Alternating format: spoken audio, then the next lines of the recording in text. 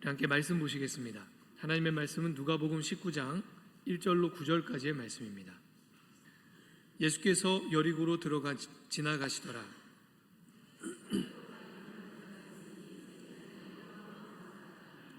그가 예수께서 어떠한 사람인가 하여 보고자 하되 키가 작고 사람이 많아 할 수 없어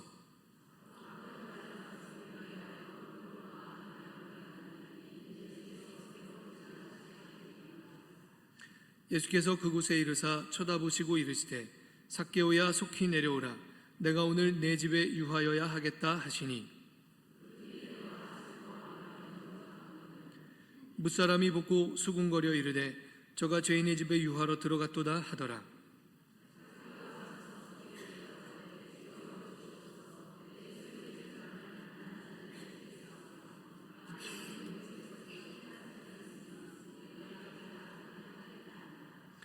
예수께서 이르시되 오늘 구원이 이 집에 이르렀으니 이 사람도 아브라함의 자손이미로다.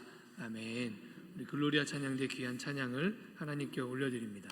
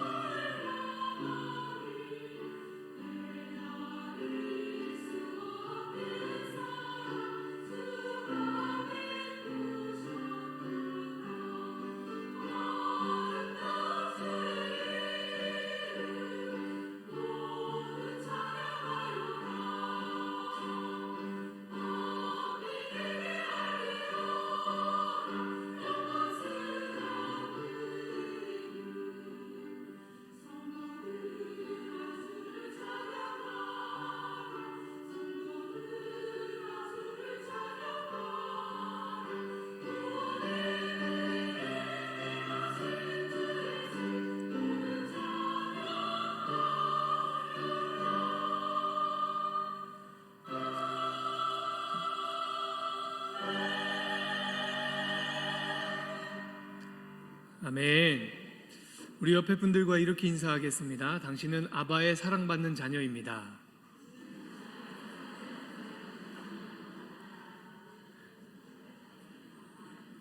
당신은 아바의 기쁨입니다. 믿으십니까? 아멘. 여러분, 우리가 지난번에 이 똑같은 본문을 가지고 이 회개의 사건에 대해서 함께 나눴습니다. 회개는 하나님이 우리의 존재를 주목하시는 사건이다. 그렇게 함께 말씀을 나눴습니다. 그래서 오늘 이 장면은 삭개오가 구원받은 장면이죠. 삭개오가 구원받은 장면. 그런데 과연 삭개오가 구원받았습니다, 이 말 가지고 이 말씀이 드러내고자 하는 진리를 다 담아낼 수 있는가? 이렇게 얘기했을 때 오늘 이 말씀 안에는 굉장히 중요한 아주 은혜에 대한 아주 중요한 장면들이 더 많이 들어있거든요. 그래서 오늘은 이 누가복음 19장 1절부터 9절의 말씀을 조금 더 심층적으로, 지난 시간에는 이렇게 가장 겉표면을 봤다면 오늘은 그보다 조금 속 알맹이를 좀 분석하면서 들여다보려고 합니다. 삭개오에게 일어난 일이 과연 무엇인가? 그냥 구원 이렇게 말하기에는 그에게 일어난 일이 조금 더 세밀하게 들여다보면 하고 알 수 있는 것들이 있거든요. 그래서 오늘 그걸 좀 보려고 합니다. 먼저 삭개오에게 일어난 일을 우리가 알려면 그와 관련된 이론을 좀 알 필요가 있어요. 구원론이라고 하는 이론입니다. 조금 어려우실 수 있지만 하나도 어렵지 않습니다. 사실 우리가 늘 듣던 것이고 아주 중요한 내용이기 때문에 아주 자주 들으셨던 내용일 거예요. 그래서 오늘은 좀 그걸 정리한다고 생각하시면 될 것 같아요. 우리 그 아이패드 화면을 좀 띄워주시겠어요? 구원론에 대해서 우리가 아주 간략하게, 세세한 부분들은 빼고요, 간략하게 살펴볼 건데, 이 구원론에 있어서 한 사람이 구원받고 변화되는 지점이 있습니다. 여러분도 다 경험하신 지점입니다. 그 지점은 어디냐면 회개라고 하는 지점입니다. 이 회개를 통과할 때 드디어 예수 믿고 변화되었다, 구원받았다, 이렇게 표현할 수 있죠. 그래서 이 회개를 중심으로 그 회개 이전의 상태와 회개 이후의 상태로 나눠지게 됩니다. 그래서 회개 이전에, 그러니까 구원받기 이전의 상태를 뭐라고 얘기하냐면 선행의 은혜라고 얘기합니다. 여기서 말하는 선행은 착한 행실을 얘기하는 게 아니고요, 앞서 행하신다, 이런 뜻이에요. 그러니까 하나님께서 이 구원받기 이전의 사람의 영혼을 그 사람 앞서 행하시면서 그를 구원으로 이끌어 가시는 은혜가 이 사람에게 있다는 거예요. 여러분, 이것은 감리교회의 구원론에서 아주 중요한 측면 중에 하나예요. 웨슬리 목사님은 모든 사람, 구원받기 이전의 모든 사람에게는 하나님의 은혜가 있다고 가르쳤어요. 그 은혜가 어떤 은혜냐? 그 사람을 구원으로 이끌어 가시는 선행의 은혜다. 앞서 행하시며 그를 구원으로 당겨가시는 은혜가 모든 사람에게 임하고 있다 하는 것을 가르쳤습니다. 그래서 우리가 회개를 통과하고 구원받고 변화된다, 거듭났다 하기 이전에 사실은 모든 사람이 이 선행의 은혜 아래 있는 것입니다. 선행의 은혜 아래 있는 사람은 양심이 활동합니다. 그 사람 속에서. 그러니까 구원받은 사람들에게만 양심이 있는 것 아니죠. 구원받지 못한 사람들에게도 양심이 있어요. 그런데 구원받은 사람의 양심의 활동과 구원받기 이전에 있는 사람의 양심의 활동이 서로 다릅니다. 구원받은 사람의 양심은 항상 하나님의 성품에 참여하게 합니다. 여러분, 우리가 구원받았다면 우리 안의 양심은 우리를 하나님의 성품 안으로 데리고 갑니다. 그래서 주의 성품에 참여하게 합니다. 그래서 더 높은 윤리의식을 가지게 되고 더 높은 어떤 하나님의 원하시는 일들을 기꺼이 행하고자 합니다. 그런데 그 이전에 회개를 통과하지 못한 사람, 그러니까 선행의 은혜의 단계에 있는 사람의 양심은 어떻게 작용하냐면 죄에 대해서 작용합니다. 내가 죄가 있지. 그리고 그 죄에 대해서 책임감을 느끼게 됩니다. 여러분, 우리가 구원받기 이전에, 그래서 항상 우리가 또 구원받기 이전에 있는 사람들은 그 양심이 내가 죄가 있구나, 죄에 대한 책임이 있구나, 이것을 느끼게 만들어줘요. 그게 양심이 구원받기 이전의 사람에게 주는 아주 중요한 은혜입니다. 이것이 하나님의 은혜라고 감리교에서는 설명합니다. 그래서 때로는 종교 안에, 그러니까 교회 안에 있으면서도 저 회개라고 하는 지점을 통과 못할 수 있잖아요. 그래서 교회 안에 있는 경우에 양심의 가책을 느끼기 때문에 여러 종교적인 활동에 참여합니다. 예배도 드리고 기도도 하고. 그런데 그것이 복음이 주는 기쁨과 자유함 가운데로 그 사람을 이끌어가지 못해요. 복음이 주는 기쁨과 자유는 저 회개라고 하는 지점을 통과할 때 비로소 얻는 것입니다. 그 이전에는 아무리 열심히 예배를 드리고 아무리 열심히 뭘 해도 봉사를 하고 친교를 하고 여러 가지를 다 해도 이것이 복음이 주는 기쁨과 자유로 그 사람을 이끌어가지 못해요. 그래서 어쩔 수 없이 필연적으로 이 사람의 종교는 율법일 수밖에 없습니다. 회개를 통과하기 이전에 모든 사람의 종교는 교회 안에 있다고 하더라도 율법입니다. 바리새인들이 가르친 율법주의 이상의 것을 경험할 수 없어요. 그게 회개 이전의 사람의 특징입니다. 근데 문제가 있어요. 최근 들어서 이 회개 이전의 상태에 있는 사람들의 양심이 제대로 작동하지 않고 있는 일들이 벌어지기 시작했다는 것입니다. 죄라고 하는 것을 느끼지를 못해요. 내 인생에 죄에 대한 책임이 있다고 하는 걸 느끼지 못해요. 여러분, 이 양심이 제대로 활동하고 적극적으로 활동하면 어떤 일이 벌어지냐면 예수 천당 불신지옥 이것만 외쳐도 회심하고 돌아오는 일들이 벌어집니다. 이전 세대 그 교회 안에, 한국 교회 안에 이런 일들이 있었죠. 그때 당시에는 예수 천당 불신지옥을 외치면 사람들이 그래 맞아 내가 죄에 대한 책임이 있지 그러면서 회심하고 돌아왔어요. 무엇을 뜻하냐면 하나님이 그 양심에 적용하시는 은혜가 적극적으로 그 사람 가운데 활동하고 있었다는 거예요. 최근엔 어떻습니까? 최근에 어디 가서 예수 천당 불신지옥 외치면 어떻게 되는지 아십니까? 신고당합니다. 경찰 출동하고요. 끌려갑니다. 경범죄 적용됩니다. 벌금 내야 합니다. 이런 상황이에요. 왜 그렇습니까? 양심이 제대로 활동이 안 되는 거예요. 하나님이 모든 사람에게 주신 양심이 있는데 그 양심이 적극적으로 활동이 안 되고 있는 것입니다. 왜 이런 일이 벌어지고 있을까요? 지난 주일에 제가 청년 예배를 마치고 저희는 이렇게 그 예배를 마치고 나면 속회가 바로 있습니다. CM이라고 하는 소모임이 바로 있는데 지난주에는 3개 CM씩 이렇게 모여서 같이 이웃 모임을 했어요. 그 중에 한 이웃에 제가 들어가서 무한수다 이런 걸 했습니다. 그냥 노는 거죠. 얘기하고 노는 건데 청년들하고 교제하는데 그 교제의 주제가 뭐였냐면 직장 생활을 하면서 그리스도인으로서 어떻게 살아가야 하는가, 이게 대화의 주제였어요. 그런데 청년들이 이런 얘기를 하는 거예요. 직장 생활하면서 제일 어려운 문제가 뭐냐면 자기 상사, 청년들은 대부분 다 직장에서 밑에 있잖아요. 그러니까 자기 상사가 있는데 직장 상사가 너무 일을 잘한대요. 대신에 부하 직원들을 싹 잡는데요. 그런 일들이 비일비재하게 일어나는, 다 그런 경험들이 있더라고요. 한 10대 명 같이 모였는데, 그러면서 일을 잘하는 상사가 막 인격을 모독하고 막 소위 말해서 짓눌러버리고 때로는 일 못한다고 막 뭘 집어던지고 이런 일들을 겪는 거예요. 그런데 그거는 괜찮대요. 정말 참기 어려운 건 뭐냐면 그 사람이 예수 믿는다는 거예요. 그럼 어떻게 생각하십니까? 이런 일이 그냥 어쩌다 한번 있는 케이스가 아니고요. 거기 그날 당일 모여있던 모든 청년들이 공감하는 이야기였어요. 그들이 다 그런 일을 겪어봤다는 거예요. 대다수가.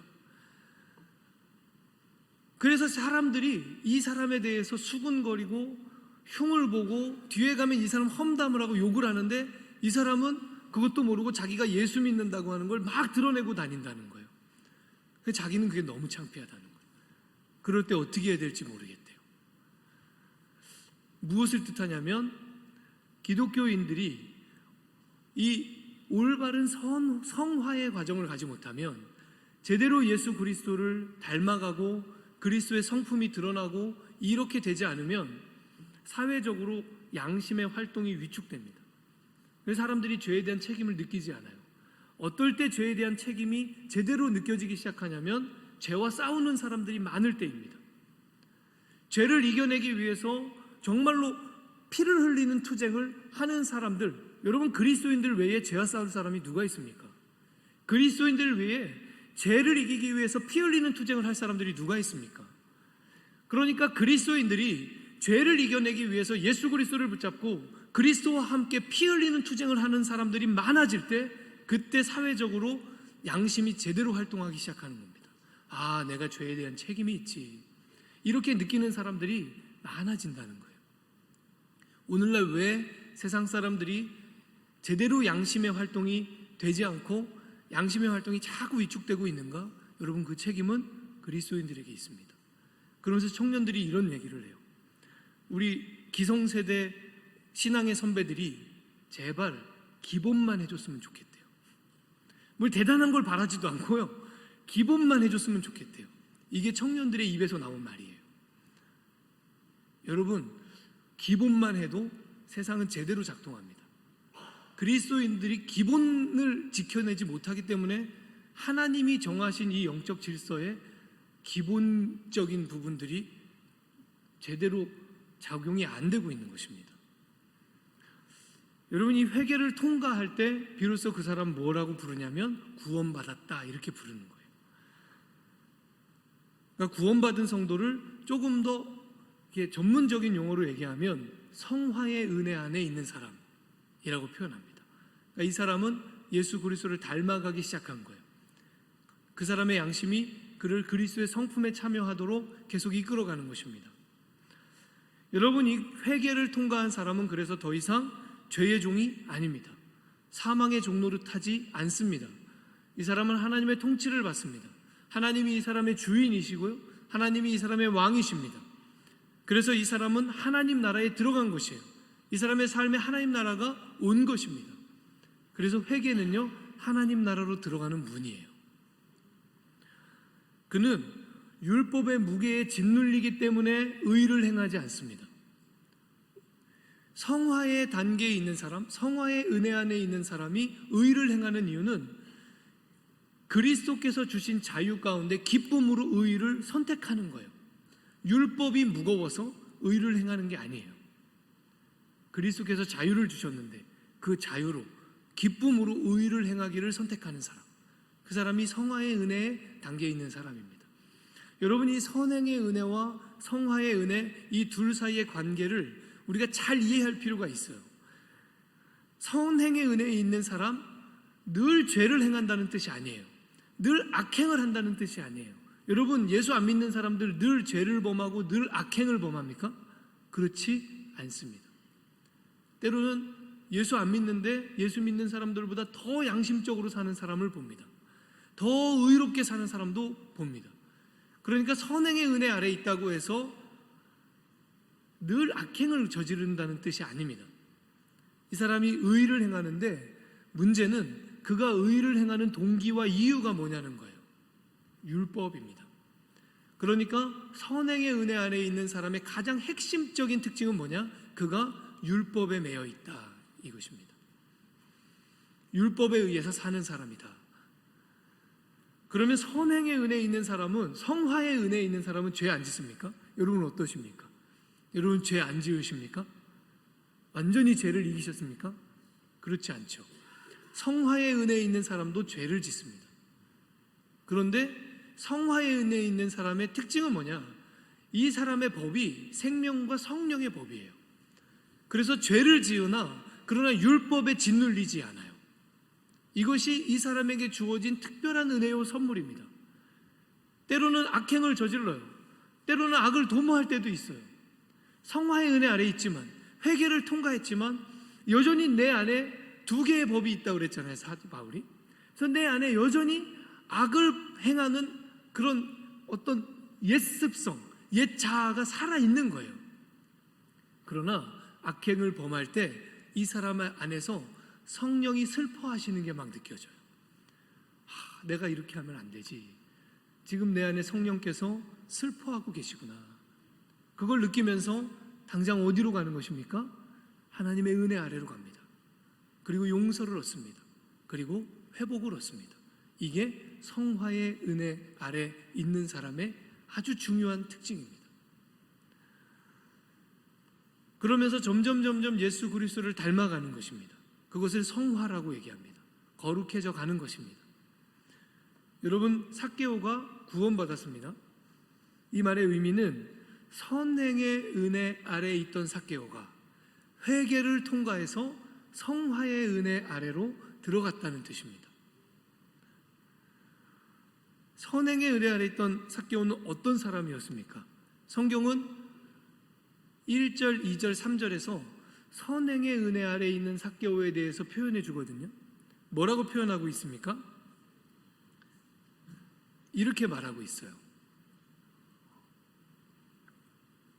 그는 여리고 사람이었고, 그는 키가 작은 사람이었고, 그는 세리장이었고, 그는 부자였다. 이게 1절부터 3절까지 삭개오, 그러니까 선행의 은혜 아래에 있는 회개하기 이전에 삭개오에 대한 성경의 소개입니다. 여러분, 이 소개의 특징이 뭡니까? 이 소개들에는 아주 중요한 특징이 있어요. 여리고 사람, 키가 작은 사람, 세리장이고 부자였다. 이 소개의 특징은 무엇이냐면 이 모든 소개가 그의 껍데기에 대한 얘기라는 것입니다. 그의 소갈맹이에 대한 얘기가 없어요. 그러니까 선행의 은혜 아래에 있을 때 사실은 성경은 삭개오에 대해서 해줄 수 있는 말이 없습니다. 왠지 아십니까? 성경의 관점으로 보면, 이 구원론의 관점으로 보면 삭개오 지금 태어난 겁니까? 안 태어난 겁니까? 안 태어난 겁니다. 거듭나기 이전의 상태. 그러니까 아직 안 태어난 인간이에요. 그러니까 해줄 말이 없어요. 안 태어난 인간에 대해서 뭐라고 해줄 말이 있어요? 표현해줄 말이 없어요. 여러분, 세상의 관심은 다 이 껍데기에 있습니다. 그렇지 않습니까? 우리가 나가서 사는 세상은 다 이 껍데기에 대한 관심으로 살아요. 세상 사람들은 다 이 껍데기에 관심이 있습니다. 그러면 성경은 어디에 관심이 있습니까? 하나님은 무엇에 관심이 있습니까? 하나님은 우리의 중심에 관심이 있습니다. 하나님은 알맹이에 관심이 있습니다. 저 껍데기 속에 들어있는 삭개오라고 하는 사람이 누구냐 하는 것에 관심이 있어요. 세상은 그의 껍질에 관심이 있지만 하나님은 그의 알맹이를 보시는 것입니다. 그래서 우리가 있는 모습 그대로 하나님 앞에 나오라고 그러잖아요. 그리고 찬양도 하잖아요. 있는 모습 그대로, 있는 모습 그대로, 있는 모습 그대로 오시오. 여러분, 이 찬양에서 있는 모습 그대로가 무엇을 얘기할까요? 껍데기 다 뒤집어 쓰고 오라는 얘기일까요? 우리가 세상에 나가 살면서 가지고 살았던 그 껍질 그대로 다 뒤집어 쓰고 하나님 앞에 오라는 얘기일까요? 아니에요. 반대입니다. 있는 모습 그대로 오라는 얘기는 이 껍데기 벗어버리고 오라는 것입니다. 그래야 있는 모습이 그대로 나오는 거예요. 여러분, 세상 사람들이 이 껍데기를 뒤집어 쓰고 사는 이유는 무엇입니까? 있는 모습 그대로 보여줄 수 없기 때문입니다. 그걸 보여주면 흉 잡히고, 그걸 보여주면 약점 잡히고, 그걸 보여주면 그거 가지고 이용해 먹기 때문입니다. 그게 세상의 특징입니다. 세상 사람들은 서로 그렇게 삽니다. 그러나 하나님 앞에 나올 때도 다 그 껍데기를 뒤집어 쓰고 나오면 중요한 단점이 생기고 중요한 약점이 생깁니다. 하나님을 만날 수 없습니다. 하나님은 우리의 껍데기에 관심 없습니다. 하나님은 우리의 알맹이에 관심이 있습니다. 하나님은 그가 여리고 사람이든지 키가 작은 사람이든지 세리장이든지 부자이든지 아무 관심 없습니다. 하나님이 관심 있는 건 그가 삭개오야 하고 부르면 기뻐서 뛰며 내려오는 어린아이 같은 사람이라고 하는 것 뿐입니다. 오직 하나님의 관심은 거기 있어요. 그러니까 선행의 은혜 아래 있을 때 성경은 삭개오에 대해서 해줄 말이 없는 거예요.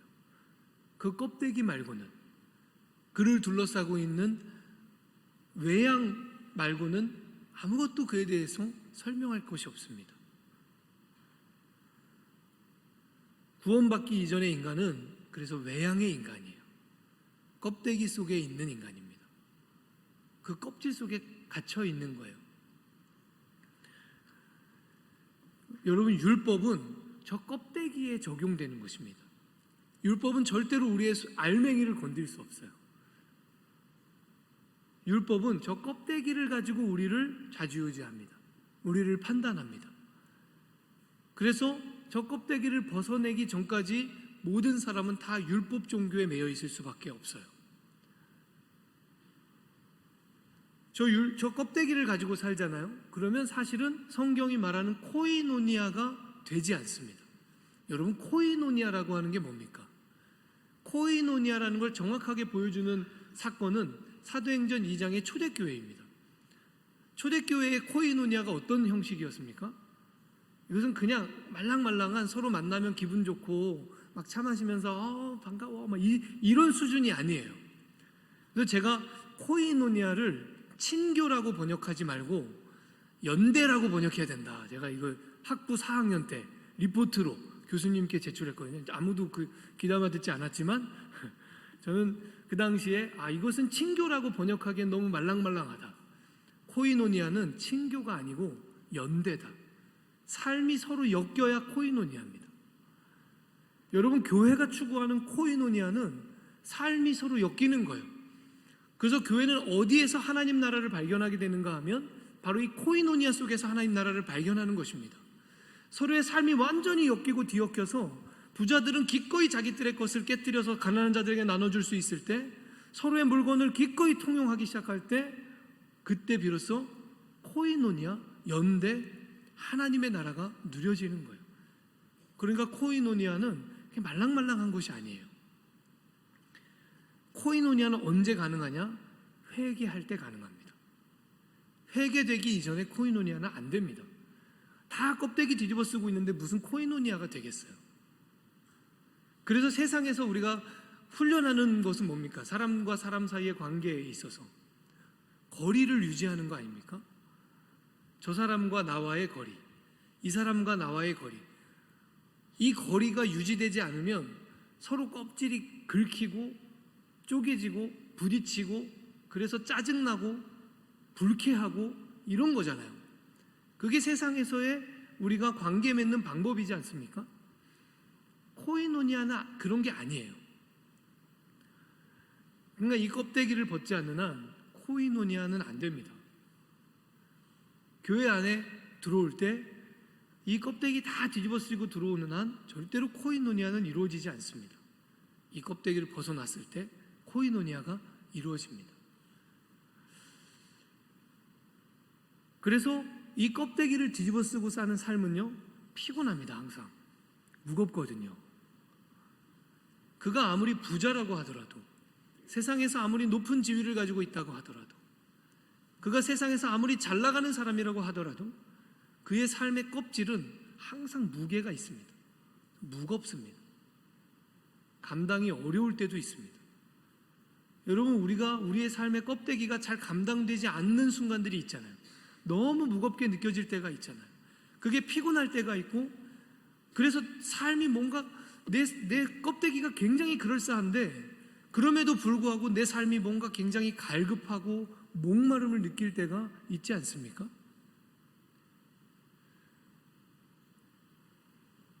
요한복음 3장에 산헤들린 공회의 회원이었던, 그러니까 유대의 아주 핵심적인 지도자 멤버였던 니고데모가 한밤중에 남몰래 예수님을 찾아오죠. 그가 왜 예수님을 찾아왔을까요? 자기도 알지 못하는 그 삶의 껍데기가 무겁고 피곤해서 어떤 목마름과 갈급함이 있었기 때문이에요. 그래서 예수님께 남몰래 찾아온 것입니다.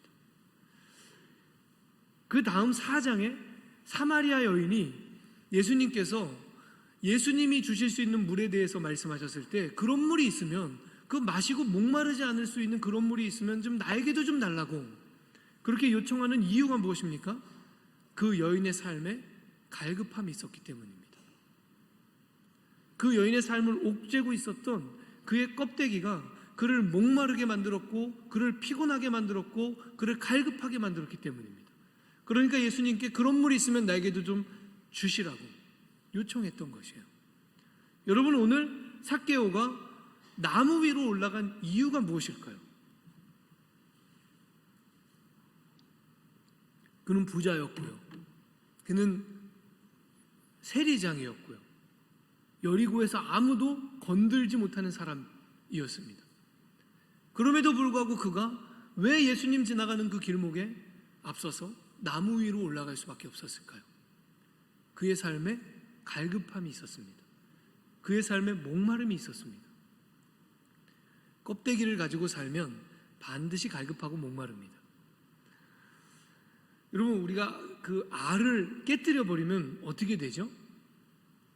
알이 깨지면 그 알은 죽은 겁니다. 생명이 깨진 겁니다. 그런데 재밌게도 그 알을 부화시키잖아요. 그러면 그 부화의 과정 속에서 이 아기새가 알을 어떻게 하고 나옵니까? 깨뜨리고 나옵니다.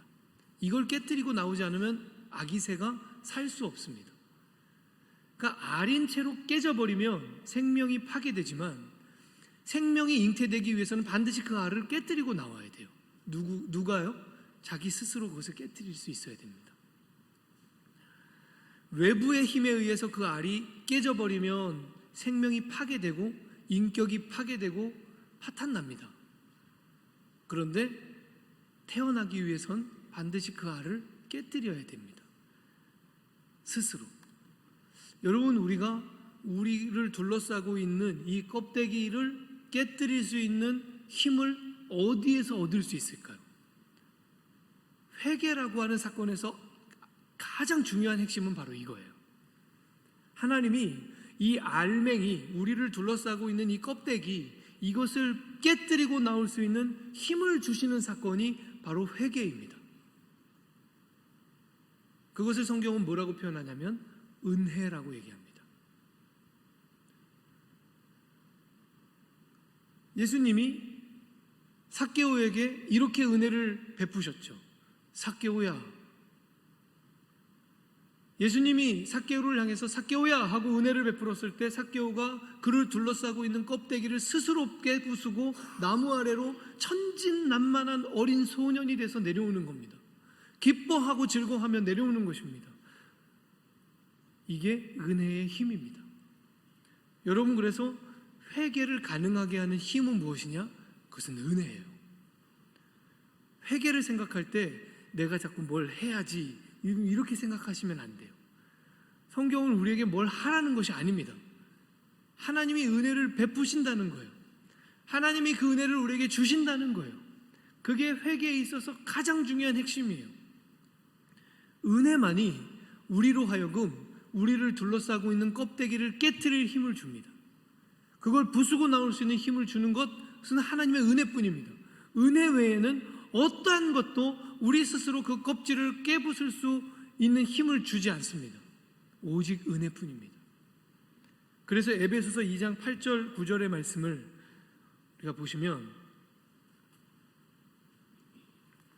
우리 함께 한 목소리로 읽겠습니다. 시작.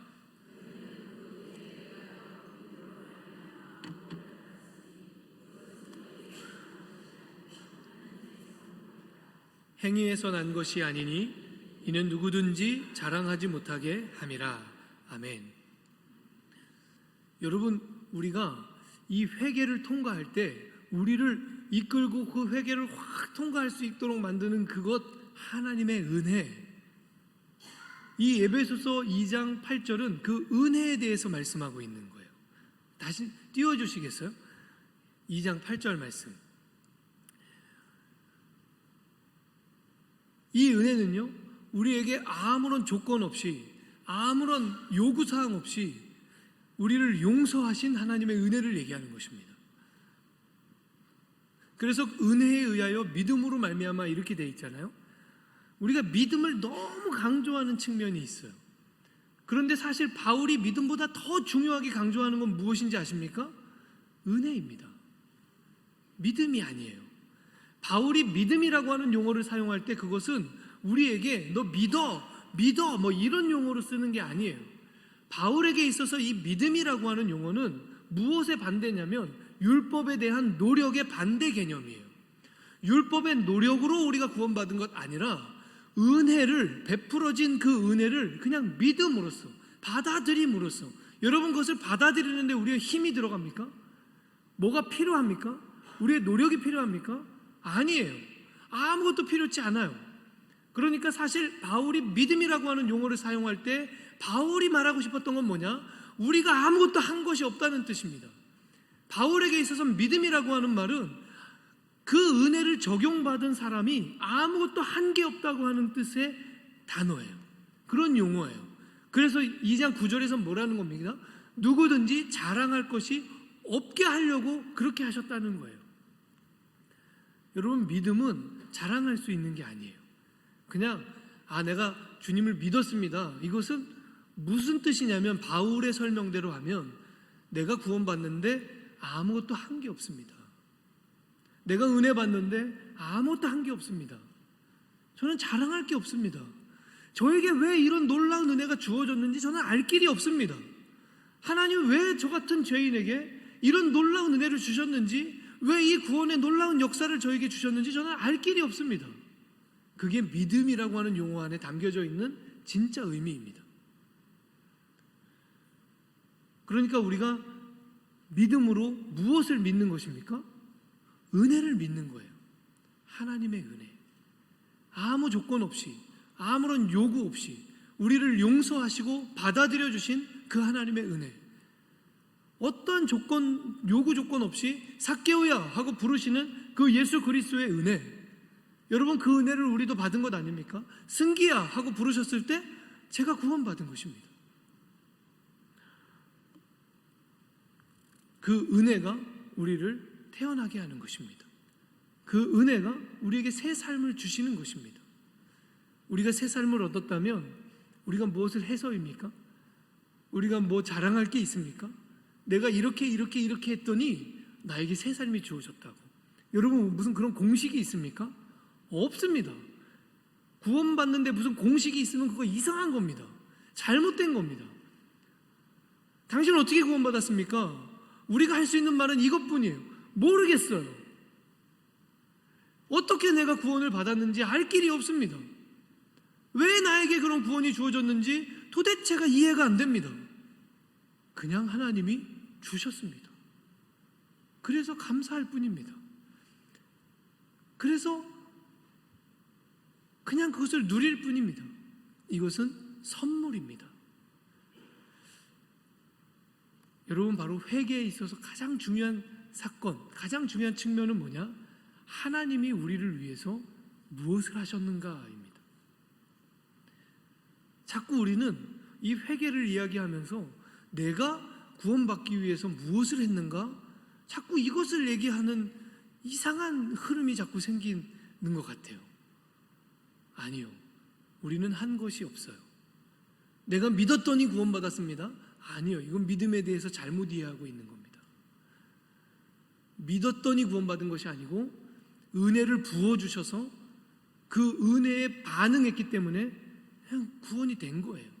삭개오야 하고 부르셔서 구원받은 거예요. 승기야 하고 부르셔서 구원받은 거예요. 믿음은 구원에 대한 조건이 아니에요. 아무것도 행한 것이 없습니다 하는 고백일 뿐입니다. 그래서 이 회개의 사건의 주도권은 누구에게 있냐? 하나님께 있습니다. 예수 그리스도께 있습니다.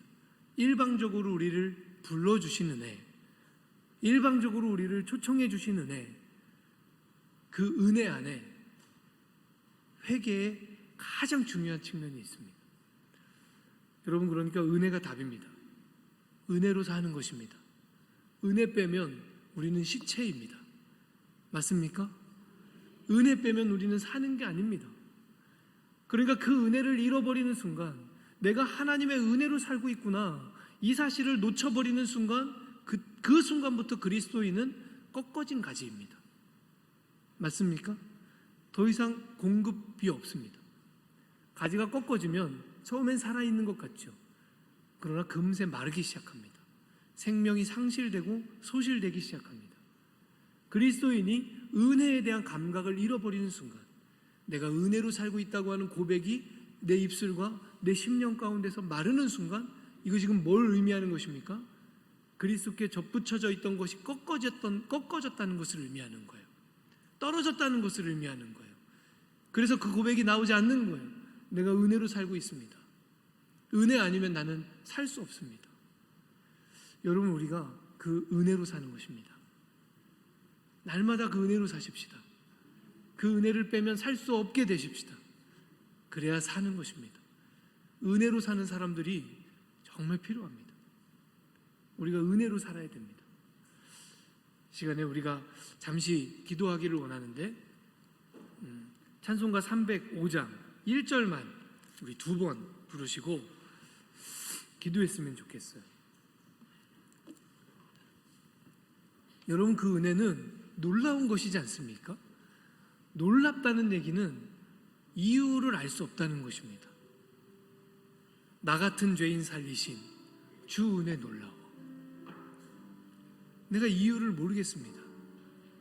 설명할 길이 없습니다. 그래서 놀랍습니다.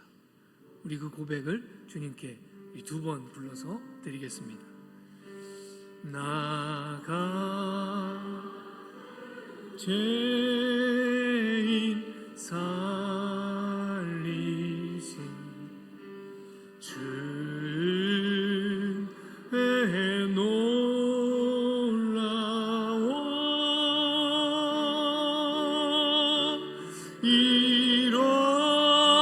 잃었던 생명 찾았고 광명을 얻었네. 나 같은 죄인 살리신 나 같은 죄인 살리신 주 은혜 놀라워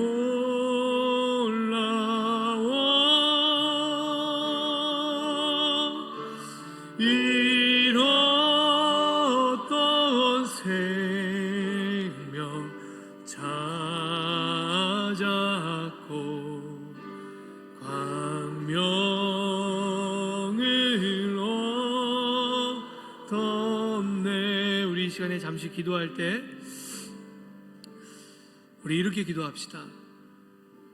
하나님 은혜입니다. 모든 것이 하나님의 은혜입니다. 그 은혜로 말미암아 살고 있습니다. 우리 그것을 다시 주님 앞에 고백하면서 우리 감사로 하나님 앞에 기도로 나아갑시다. 기도하겠습니다. 아버지 하나님, 주님, 그렇습니다. 오늘 삭개오가 삭개오야 하고 부르시는 예수 그리스도의 그 은혜로 말미암아 생명을 얻고 그 삶을 둘러싸고 있던 그 무거운 삶의 껍질을 다 벗어던지고 예수 그리스도 앞에 천진난만한 어린아이가 되어 달려내려오는 그 장면 우리가 다시 한번 조명하여 봅니다. 그가 어떻게 그것을 단숨에 다 벗어버릴 수 있었는가? 그가 어떻게 그것을 다 내쳐버리고 그것이 다 필요 없다고, 다 소용없는 것이라고 그렇게 여기고 주님 앞에 나올 수 있었는가? 그것이 하나님의 은혜임을, 그것이 은혜의 능력이요 그것이 은혜의 힘임을 우리가 다시 발견합니다. 아버지 하나님, 우리에게도 하나님 동일한 은혜 적용하여 주셨습니다. 주님 감사합니다. 주님 감사합니다. 그 은혜 외에 우리가 믿고 바라고 따를 것이 없게 하여 주시고, 때때로 우리가 그 은혜가 아니라 다른 것을 믿고 다른 것을 따르고 다른 것을 향하여 갈 때 주님, 우리의 심령 가운데 말씀하여 주옵소서. 내가 은혜로 너를 구원하였다. 내가 은혜로 너를 구원하였다. 내가 은혜로 너에게 생명을 주었다. 주님 말씀하여 주셔서 주님, 그 은혜로 구원받은 것, 그것 외에, 그 십자가의 복음 외에, 그 십자가의 은혜 외에 제 안에 어떠한 것도 아버지 진리로 있지 않게 하여 주옵소서. 오직 제 안에 그 은혜만이, 오직 제 안에 그 은혜만이 살아있게 하여 주시옵소서. 항상 그 은혜를 공급받음으로 살게 하여 주시옵소서. 아버지 주님 감사합니다. 아버지 하나님, 그렇습니다.